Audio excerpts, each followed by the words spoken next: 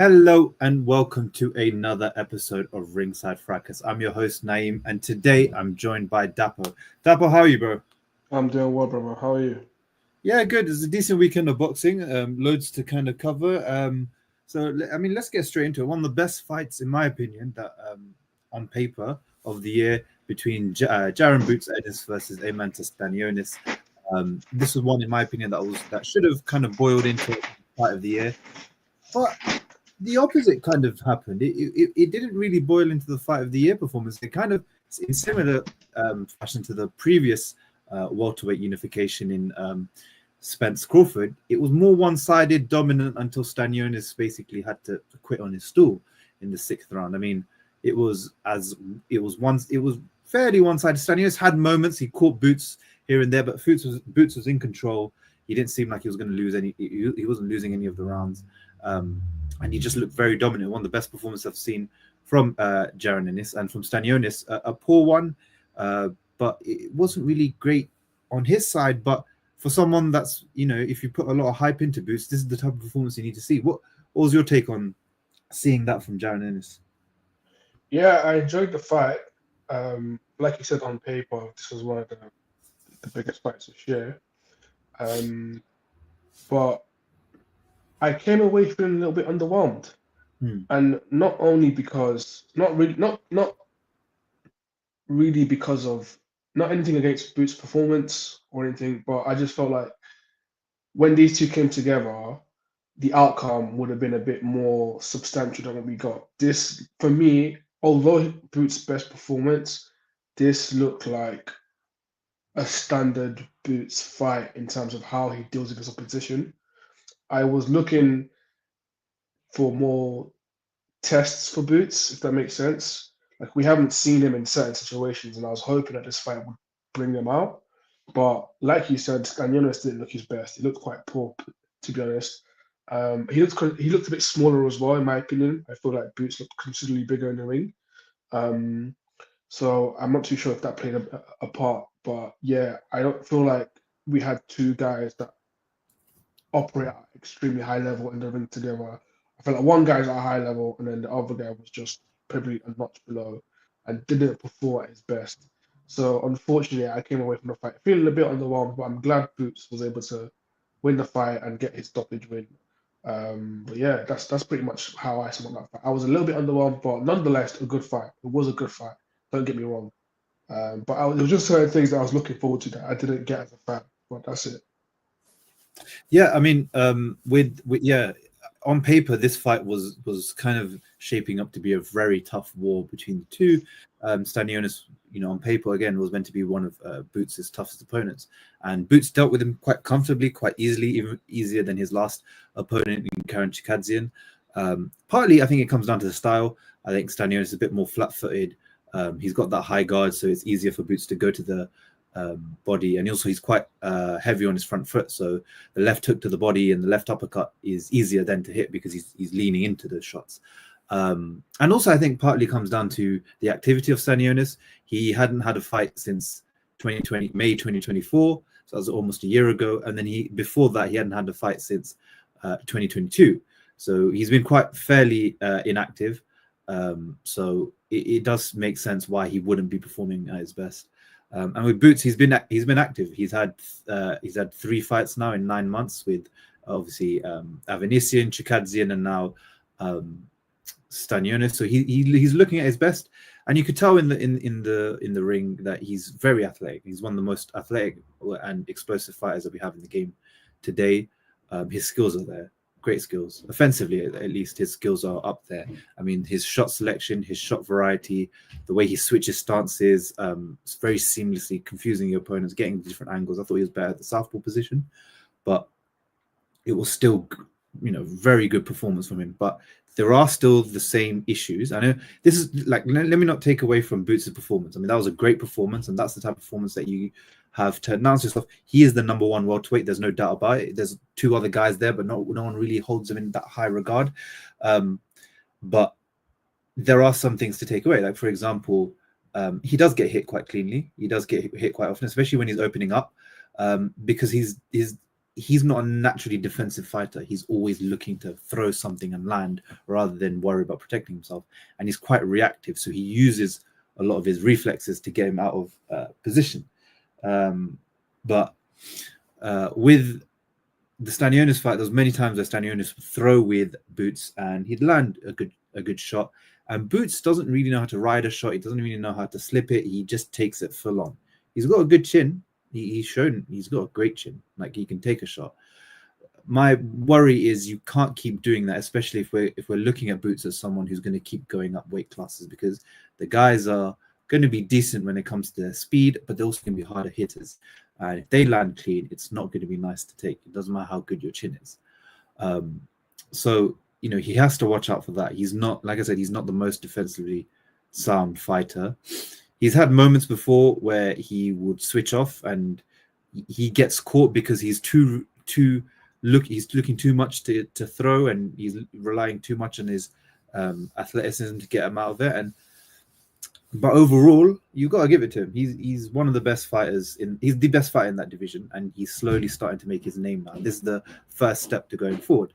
I think the next step, I think for him, you kind of just have to look at it as a case-by-case basis of just making sure, okay, let's see what we're doing each fight. Because also he's cutting down to 147. Like you say, he's a big dude. He's cutting down to 147.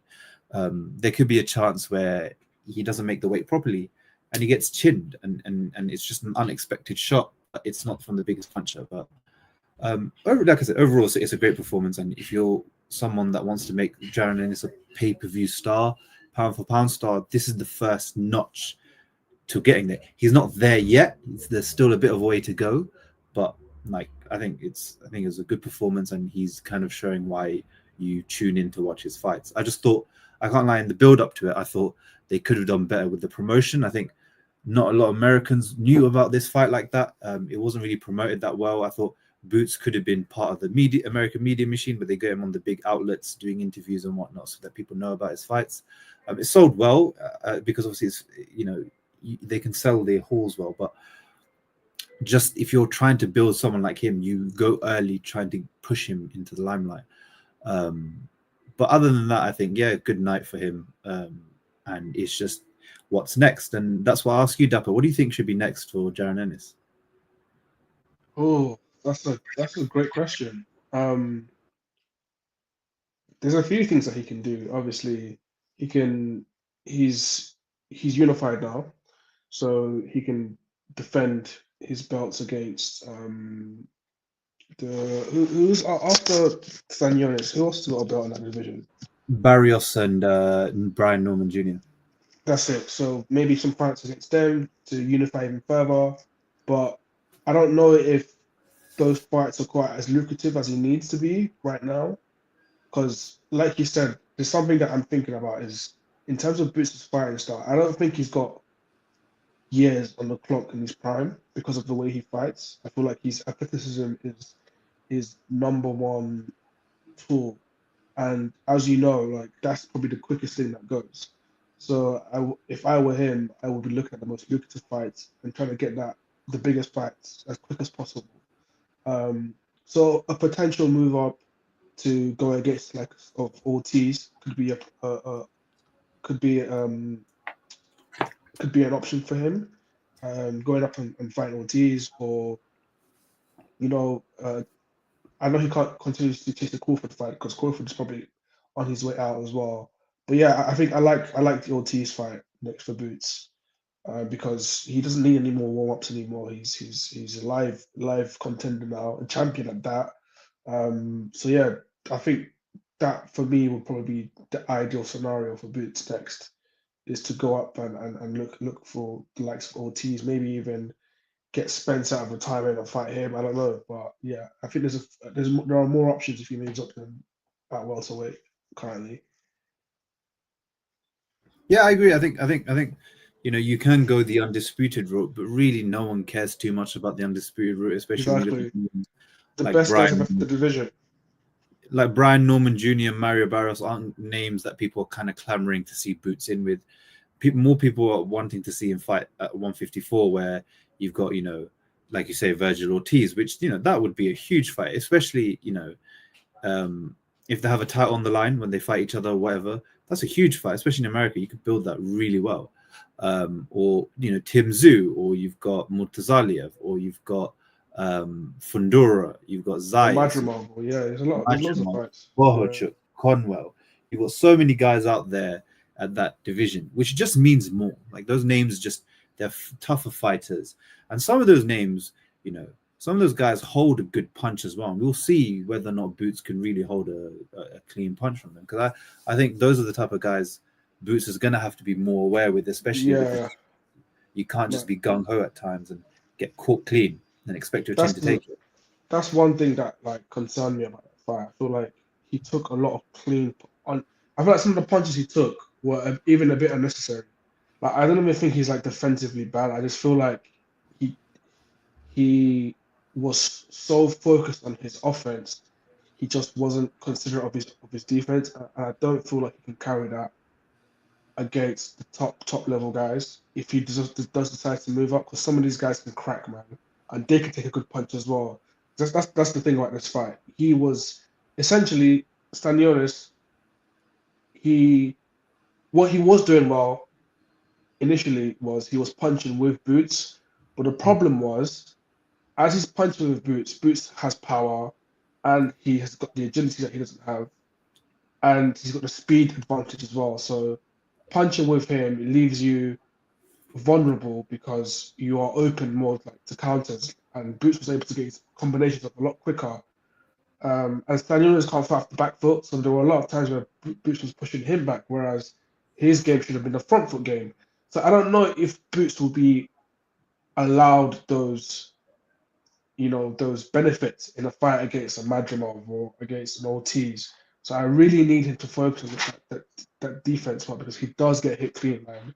And he gets hit with power punches a lot too often for me. But yeah, sorry to cut you off. I just wanted to put that in there. No, I agree. I think with Boots, it's kind of like I think a lot of people are jumping the gun a bit, where they're kind of crowning him pound for pound level. Look, if pound for pound for me comes under a couple categories. Skill and ability, of course, is one of them. Resume is one of them, and your achievements, your depth of your resume and your achievements is also another one. His skill and ability is great, but his defensive ability is not really there. We have to be honest about it. It's not up there as a pound for pound level fighter. But his offensive ability is really up there. It's really top. It's very reminiscent of how Roy Jones Jr., for example, used his athleticism to be a real force going forward. But his depth and of resume and his achievements don't stand anywhere near to someone that should be pound for pound, because this is his first world champion that he's dethroned. His first weight class. Okay, he's unified, but it's his first weight class. And again, Stanionis is a great name. I'm not going to deny that. It's a good name to have on his record. It's a world-class name. It's not a great name. I take that back. It's not a great name. It's a world-class name. It's not a great name. And he needs to now search for these great names. And that's why you move up to 154, because there are greater names there. You've got the Virgil Ortizes, you've got the Funduras, the Murtazalievs, the Zeus. Even if Spence somehow managed to come back, taking him out and knocking him out would be huge. Even if he's washed, it's still a big name, and for him commercially would be big, knocking out someone like Errol Spence in America. So, now for him, it's kind of like, what do we want to do with our career? Do we want to go for the legacy? Do we want to, do we just want to go undisputed, kind of take the easier route, maybe wait for Haney, Garcia, and Teofimo to come up to 147? But again, how long are you going to wait and cut weight? Because both of your belts have mandatories, so you're going to have to defend your mandatories with them, and then it makes everything longer, and you're going to have to wait at 147 even longer. So there's no guarantees. You should just chase greatness and move up, man. Yeah, just keep moving up. Go up to 154. See what you can get. See if you can't get those big fights, and then go up to 160 afterwards. So that's a division that's needs improvement. And after that, you can become a 3-division champion. You've beaten top guys in each thing, and you can establish yourself not only as a pound for pound legend, but you can also say a pound for pound great. But you can also say, look, I'm also a pay-per-view star, because you're going after the names that are making you bigger and people are wanting to watch you. What we don't need is a repeat of names like Avanesyan and Chikadzian, because again, people don't really care too much of that. of those. So if he's going to have his fight next, and he didn't take much damage. They could get him back out again in the summer. Go for a big name, or like don't see what the options are and go for a big name if you can. I know as soon as they go into 154 division, the WBA could call him as a mandatory, or even the IBF might even say that, look, yeah, you can fight one of these guys for the title eliminator or whatnot. Or you can negotiate a big fight. It doesn't matter, especially when he's with Eddie Hearn and they've got Riyadh season links. Then he can negotiate a big fight across promotions. It's not been an issue for them to do that. So he's got to really look at maximizing, especially. And I said this after the fight. I said he's 27 now. His style relies a lot on him being in his athletic prime. You don't have that many years left. At max, you've got 5 if you're lucky. 5, 6, 7 if we're really lucky. Those years we've got to maximize it, but going after greatness. We like going after the top names, going after the big names, the names that really matter, that when they stack on a resume, they look good. Is he going to beat all of them?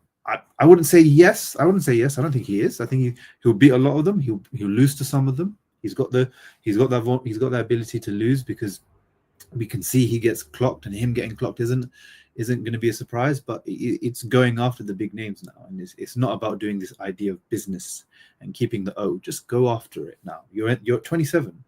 You're in your prime. Go for it. Go for the top dogs. And he's naturally a bigger guy, so he wouldn't be giving up any advantages by moving up. No, not really. No, there'd be big guys too, so they're as big as him. So. Exactly. So it's not like he's just really small guy that's gonna move up and he's gonna be some disadvantage because everyone's bigger than him. He's naturally bigger, so if anything, that's probably the weight class he should be at. Yeah, I completely agree. It was a good night. On the rest of the card, you had obviously Ray Ford beating Thomas Matisse. That was boring. Matisse didn't come there to fight. And Ray Ford looks in line to kind of, he's kind of, I think he's one fight away. Maybe his next fight might be for a world title. It'd be good. He's a very good operator. He doesn't have the pop, obviously, but he's a very good operator. He's a very technically skilled, sound fighter, and I think he's going to be tough to beat at that division. And you're going to have to carry something different at 130, which I don't think a lot of the guys there have. And I think he can definitely become a world champion there. So it'll be interesting to see what Ray can do at 130. Do you think he can win a world title? Yeah, absolutely. I think he's quite technical. I actually thought he beat Nick Paul in their fight. But yeah, I think he definitely can be a champion. I don't think there's anybody. There's a few people in that division that he could probably. There's a couple good fights in that division for him.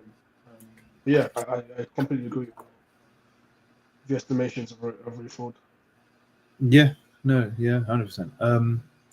Right, let's move on to this week's show. Oh wait, before we move on, got a late edition. Jide, how are you, bro?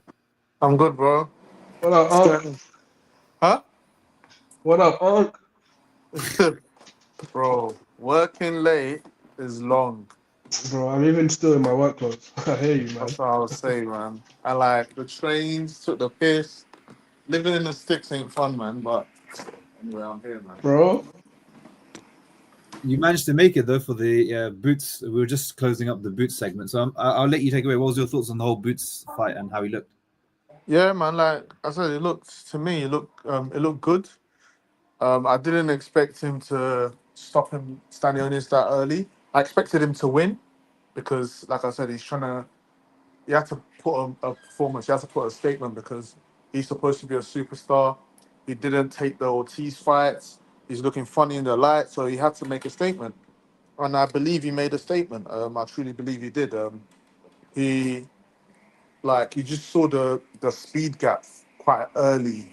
Stanionis, you could tell that he's not fought in a minute because he just looked like an opponent just there for the taking. He didn't look like an ambitious individual trying to win the fight. So yeah, Boots absolutely beat him up. The switching to the body and dominating his body and softening him up, that was some good stuff. I think Boots. Well, hold on one sec. No worries. I agree though with those sentiments that Boots is kind of the better, would look much better. And Right. also put down to So height. sorry about that. No, it's Sorry fine. about that. But yeah, yeah. So Boots was working to the body, breaking him down.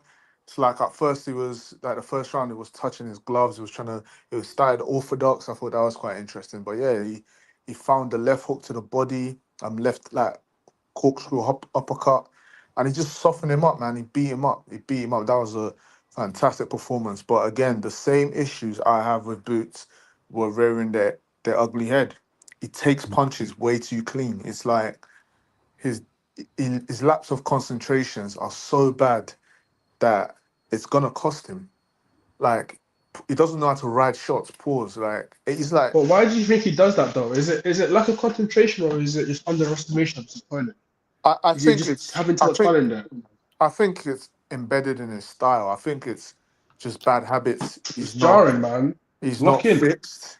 I don't think it's a thing of locking in. I just think he can't. It's like AJ. AJ doesn't know how to ride shots. Like we all know this. AJ is good at attacking. His offense is really good. He's good at certain things, but he's just not good at like taking the sting off shots. And that's the same with Boots. Boots gets hits clean. Stanionis, I forgot which round it was. Hit him clean. Two hooks. Like if that was someone else, if that was an Ortiz, he's going down. He's going down. It hits him so clean, and I'm just like, bro, why are you doing this? But apart from his defensive lapses, his attack is just so brilliant. He's so fast. Like I think he's probably the most athletically gifted welterweight I can remember. I genuinely can't remember a more athletically gifted welterweight since I've been like watching boxing and like really keeping tabs on it and like not just being a fanboy, like actually analyzing guys because he's so big, so quick, so quick. He's lightningly quick. He can punch. His reflexes are amazing. He's so good physically, so good. But I just don't think he has the concentration to truly be a dominant force. But it's also good because it means he's vulnerable enough to be beaten by some of these guys. So it just means that we're gonna have amazing matchups coming forward. So yeah. Yeah, probably well said. I mean, what do you think? Do you think 154 is the move for him? Yeah, I think 154 is where he should be at. I don't think he's a welterweight is gonna do him. There's not that much at welterweight unless Teofimo, Ryan Garcia, Haney, all these guys come up there and make noise. They just can't come up there. They have to make noise. And if that's the case, then yeah, I think he can stay for a bit longer. But yeah, 154 is where the action's at. Fair enough. Yeah, and that kind of sums up. I think good performance from Boots. Still, jury's kind of out on whether or not he's a pound for pound fighter. I think a lot of people are jumping the gun, but good fighter, very good fighter. And this is hopefully the first step to, a bigger things. More fights like these on the horizon for him. And on the horizon this weekend, we obviously got Ben Whittaker rematching Liam Cameron in, I think it's Birmingham. So their first fight, if you guys forgotten, on the Baby of Bivol 1 card. Ben started out well in the first 1 or 2 rounds, and then on the back foot, sort of pushing Liam Cameron back, getting his 1-2s off and being quick. Then Liam Cameron's kind of awkward looping right hands and left hooks to the body were kind of slowing down Ben Whittaker, and he couldn't really handle the pace of the fight because Liam Cameron kept coming forward and kept throwing these kind of looping shots and kept working the body as well. And it kind of looked like the fight was kind of slipping away from Ben Whittaker. And then the 5th round happened, and towards the end, they tumble together over the rope, and Ben gets injured and he gets called to a technical decision, which goes to a split draw, which most people thought Liam Cameron was actually winning up until that point. And so they've run this rematch because basically everyone's accused Ben of quitting, ducking, and basically not being all that. And Boxer have invested a lot of money into Ben Whittaker. They need him to be good because they want him to be the face of Sky Sports Boxing, and they want him to be the next pay-per-view star, and they want him to capture all the titles that they can. So they really needed to run this back because for his PR, if they didn't, it would have been hell. It would have been hard for him to go anywhere else other than this. So he's been forced into this rematch. Before I preview anything in terms of thing, one interesting thing is it's fight week and the fight is literally on Saturday. No one still has a clue whether or not the fight is 10 or 12 rounds because one thing's been said in the contract, one thing hasn't been said in the contract. No one knows. Liam Cameron's still complaining that boxer's screwing it up. Typical boxer. Not going to say much else beyond that. But so that's funny. Bro, I was about to ask, like, how many rounds is this fight? I've been sorted. Because I'm seeing posters, but like, you want me to buy this fight without knowing how many rounds it's going to be? That's crazy. I mean, like Liam wants it to be 12. Boxer wants it to be 10. I mean, Boxer will benefit from it being 10 because it benefits Ben Whittaker because there's less rounds to do, so he can conserve his energy a bit more. But if the contract's 12, you can't really change it last minute. Well, they can, but it's just unprofessional and it's very messy. And so a lot of this week has been messy. The fight itself, I think it's a decent fight. I think Liam Cameron's got what it takes to make Ben Whittaker really uncomfortable. But I think this new link up from Ben Whittaker and Andy Lee will prove. I think you'll see some improvements where you'll see Ben Whittaker more conditioned, able to go a few more rounds, but also he'll be more wary about expending his energy as much and being all this dancing and all of that because it does take a lot of energy, and he'll get to the basics. And I think when he's at his basics, when he can just point fight, he can definitely take loads of rounds off of Liam Cameron. I think that's what he's going to aim to do: is point fight, land the power shots in from time to time, and try to unsettle Liam Cameron, and then try get through some hairy moments and win the fight by decision and prove to people that look, I can beat him. I told you that. But like, what do you lot think? Do you lot think Ben Whittaker, he's the truth or fraud? You know what? Yeah, you see these kind of fights, I really, really, really dislike. I really hate the way the first fight ended because it was looking like Ben Whittaker was going to lose. I wish that would have just happened and then we got the rematch. Because now, what's probably going to happen is what you said, Liam. Ben Whittaker's going to win on points, and then Liam Cameron's probably going to be forgotten. I hate that. He should have been given his opportunity to finish the fight, take the L, and then come back again and win the rematch. That's fine. But when fights like this end in this weird way, and then you get this rematch where the odds are stacked against the guy who probably should have won in the first place. So even if Ben Whittaker doesn't win on points, we're probably going to give it to him anyways because he's the boxer there, like you said. I really dislike these fights, and the fact that it's the main event as well because of what I don't know, like. Ben Whittaker hasn't even had 10 fights yet. Why is he main event the show? I just don't see the real value of this fight other than the drama that happened in the first one. Unless there was a chance that, both guys were really powerful at punching and there's a chance that one can get knocked out, etc. Then that would make this fight fun. But I don't really see this fight as fun. I don't really see the value in this fight. But yeah, I see Whittaker probably taking it on points in exactly what you just mentioned, Ian. Jide, how you see it going?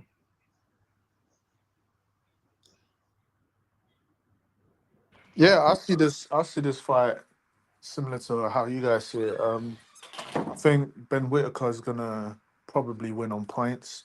I would love it if Liam Cameron wins. I want him to stand his ground regarding it being a 12-round fight.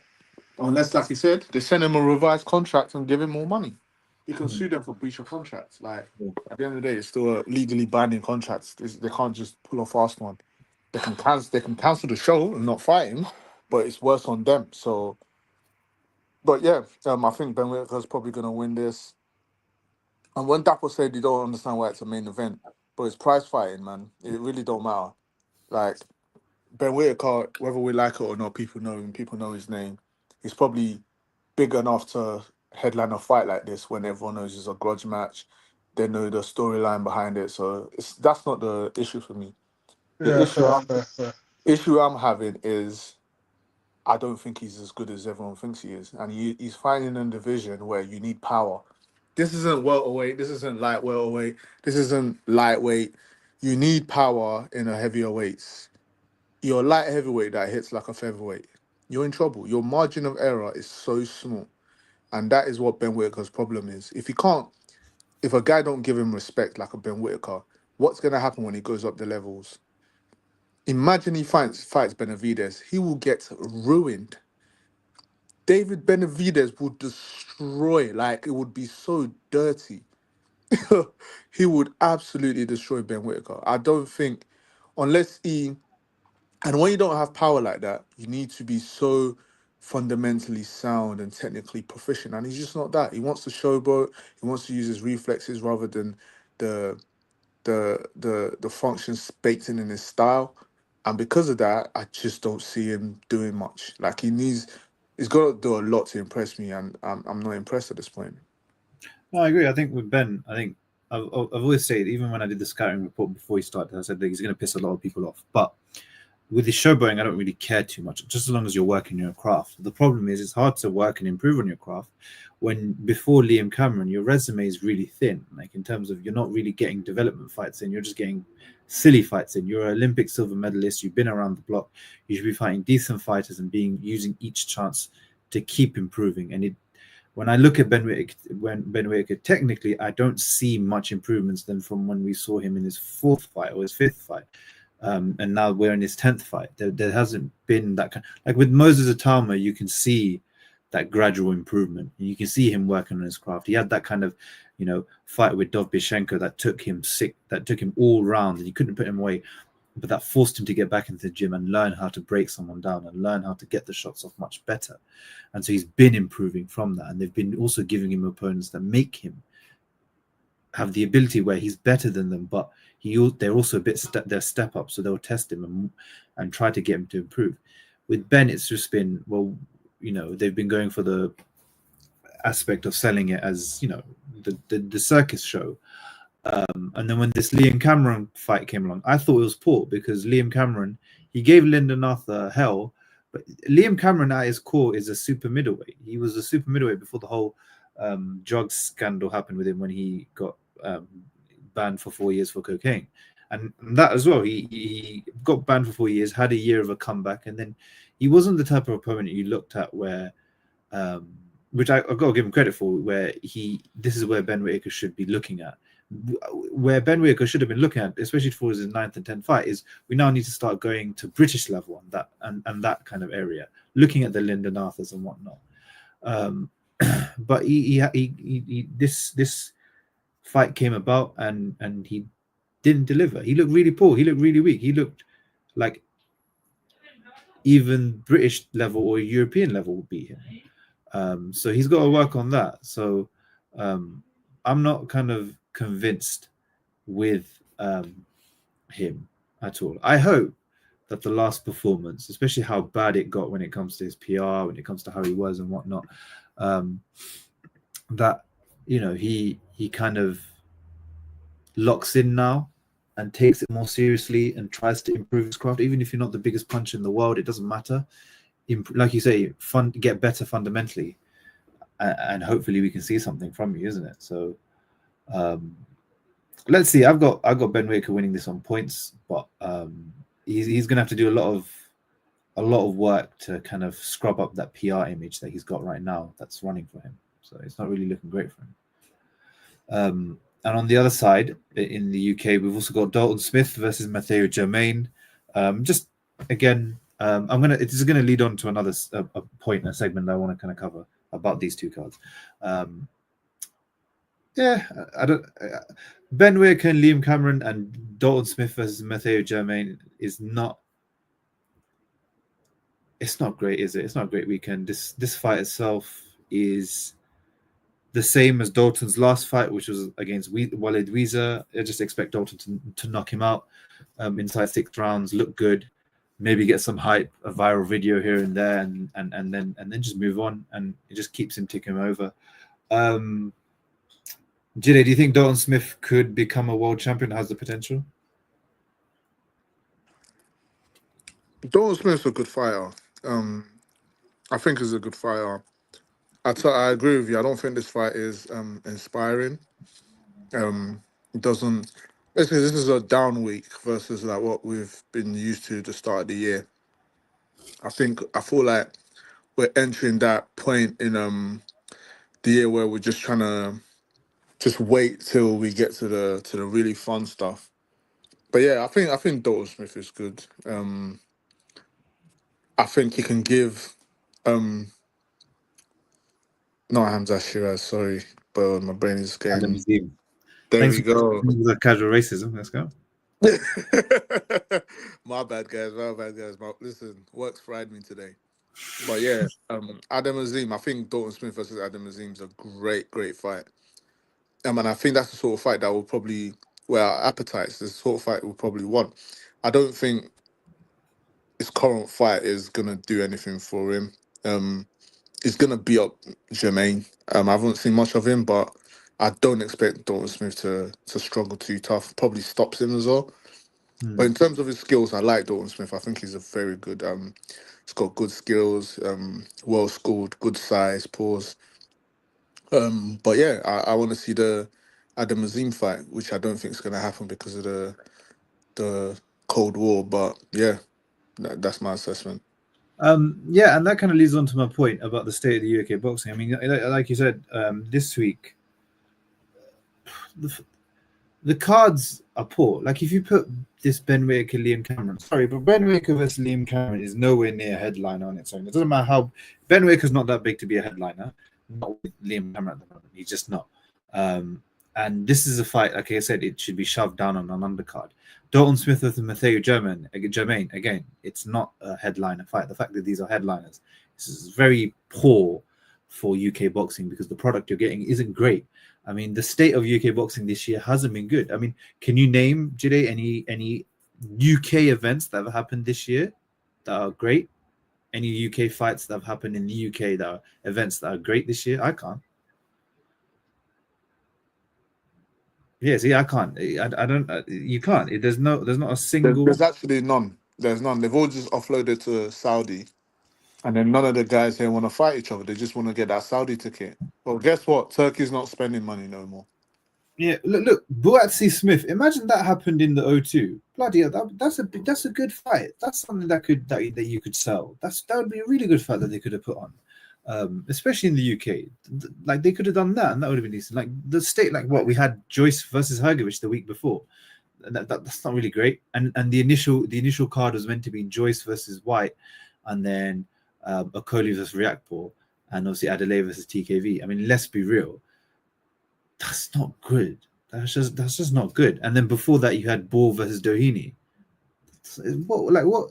The UK boxing is in a really bad place at the moment because we don't have, unless, like you say, unless the Saudis want to really invest into a big stadium show, the promoters themselves aren't really going out of their ways to set up the big shows. I mean, like you just said as well, we've got Dalton Smith versus Adam Azim. You set that up in the O2, boom, it's a sellout. People are going to watch it. It's a big fight, and it will be good for the sport.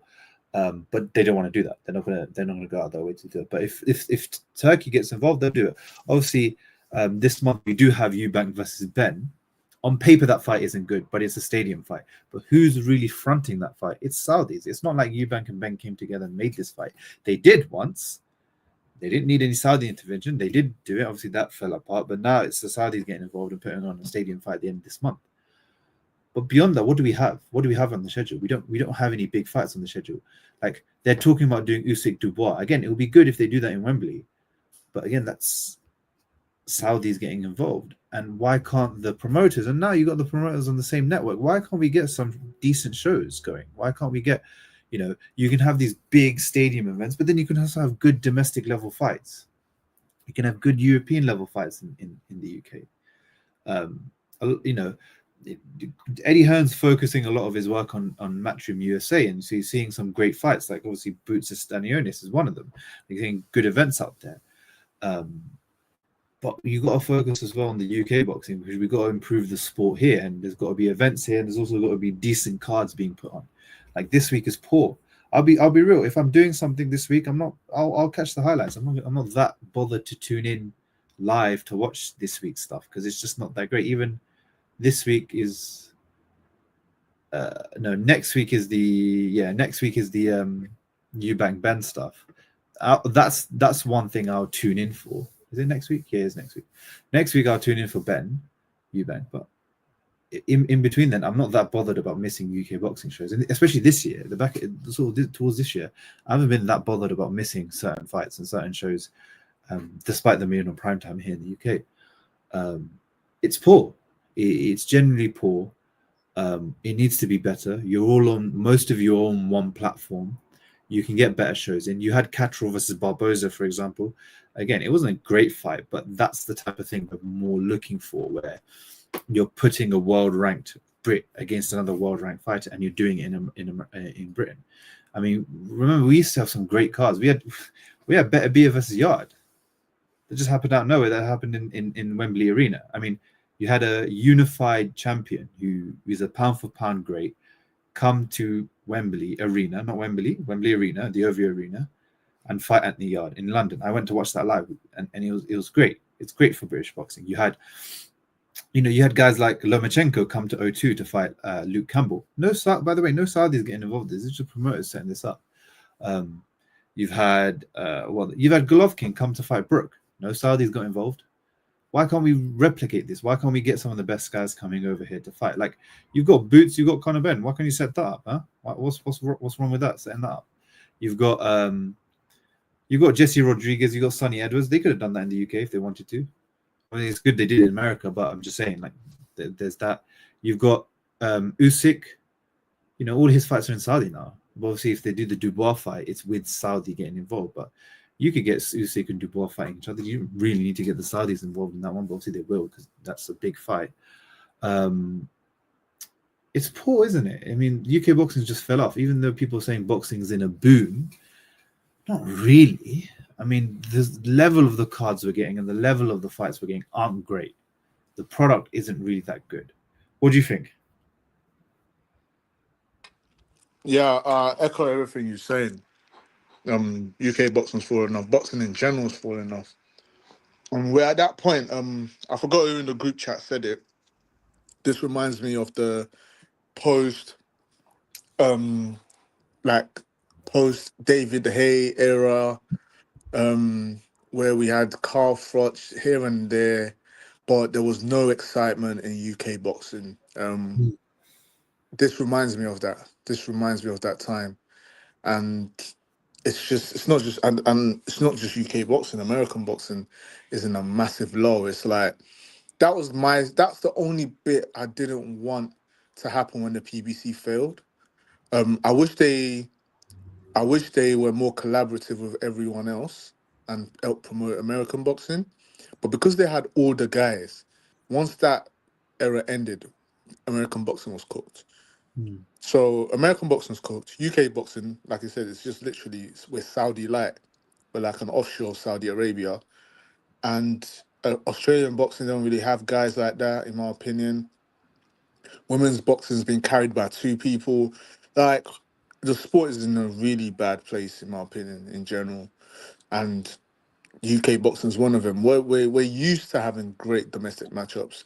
We've not had that. The fact that Yard Buatsi has not even happened yet is such an indictment. It's a disgrace. That's never happened before. Well, when I've been watching boxing anyways, we've never had two world-class prospects not fight each other at this point. Never happened. Obviously, you can mention Whittaker and Hatton, but they had different trajectories. They weren't both seen as the guys in their division for them to fight. Although I still feel Hatton ducked Whittaker, but yeah, that's a different conversation. Like, we don't get this. This is poor. This is what happens in America, and we're here right now. Like I said, Dalton and Adam Azim can't even fight. We have no blue chip prospect coming up that you can say, oh, we've got a rival for him. Hamza Shiraz, who's his rival in the UK? Doesn't have one. Just He doesn't Bentley. have one. I like Bentley, but Bentley's not super middleweight. Yeah, not anymore. Yeah, so it's like, where are the rivals? Where are the rivalries, man? Our sport is in trouble. Our sport is in trouble, man. Yeah, something to think about. Is we went into a great high, but it doesn't last that long, and now the promoters are going to have to do a big job to kind of sort that out. So hopefully they do that. But yeah, I think that covers it for today. Covered a lot. Make sure to subscribe and like if you're watching on YouTube. If you're not, go over to our YouTube channel. Make sure you subscribe, like, share the channel with people you know that are going to love these podcasts and these videos and want to get involved as well. Let us know your thoughts in the comments. Anything that you think you want us to cover for next week. There's certain things that you think we missed out. Let us know, or let us know how you felt about the podcast. How you liked it. Let us know. Make sure to follow us on Twitter and Instagram at Ringside Fracas. And yeah, just keep with us on this journey. And look, next week we're going to be previewing the whole Eubank Ben event. So that's going to be fun. So make sure you tune in for that one. But see you then. Peace. Peace.